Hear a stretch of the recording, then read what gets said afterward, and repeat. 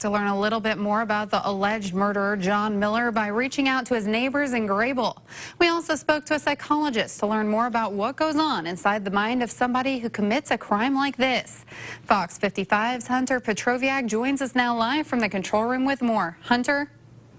Brooke, one neighbor there in Grable, telling us that John Miller was kind of a loner. Many others saying that even though he lived there, they never really saw him. But now many of those neighbors there are talking about him as this alleged killer could have lived right there all along. The mobile home that bears John Miller's name in Grable still has the crime scene tape around it. It's just a few doors down from Andy Ford's home. Ford says he was shocked to learn that his neighbor could have potentially committed this crime. Just unreal, just bizarre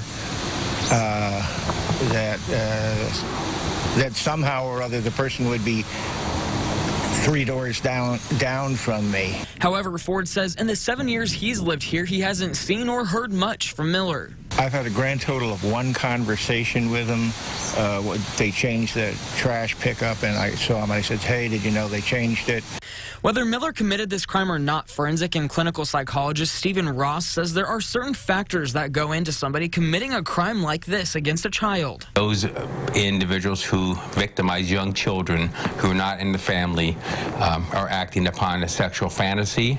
It may emanate from a psychological disorder that they've experienced. Maybe they've been abused. Andy Ford says he has to drive right by Miller's home to get to his, and says people in the neighborhood are certainly talking about what's going on. Everybody seems to be reacting in slightly different ways.